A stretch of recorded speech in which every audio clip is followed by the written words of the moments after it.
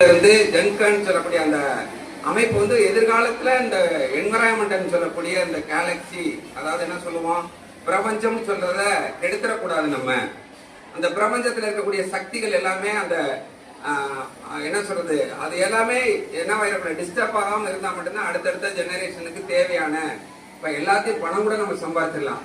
நம்ம சுவாசிக்கிறதுக்கு டெய்லி காற்று வாங்கணும்னு நம்மளால வாங்க முடியுமா? டெய்லி நான் மூச்சு விடுறதுக்கு போய் நல்ல காத்து வாங்கிட்டு வரேன் அப்படின்னு நம்மளால வாங்க முடியுமா? வாங்க முடியாது. நல்ல தண்ணி போய் டெய்லி நான் காசு போட்டு எல்லாருமே வாங்கி குடிக்கிறோம்னு நினைச்சோம்னா வாங்க முடியுமா? ஸோ அதெல்லாம் என்ன ஆயிடக்கூடாது, கெடுதல் ஆயிராம பார்த்துக்கணும்னு சொல்லக்கூடிய ஒரு சூழல்ல நம்ம மாணவிகள்லாம் ரொம்ப அக்கறை எடுக்கிறீங்க. அதுல வந்து உண்மையிலேயே நம்ம மாணவிகளுக்கு அதிகப்படியான அறிவுகள் கூட்டப்படுகிறது. உண்மையிலேயே சந்தோஷமா இருக்கிறது. அந்த மாணவிகளுக்கு இது சம்பந்தப்பட்ட கருத்துக்கள் போகும்போது அந்த மாணவிகள்கிட்ட ஒரு விதை விதைக்கிறோம். அவங்க எதிர்காலத்துல கட்டாயம் இந்த நிகழ்ச்சியெல்லாம் வந்து நீங்க பயன்படுத்துவீங்கன்னு நினைக்கிறோம்.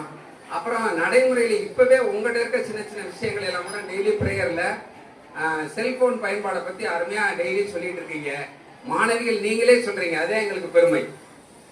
நீங்களே என்ன சொல்றீங்க, இந்த மாதிரி இப்படி செய்யாதீங்க, இது செஞ்சா தப்பு, இப்படி செய்யுங்க, இது செஞ்சா ரைட்.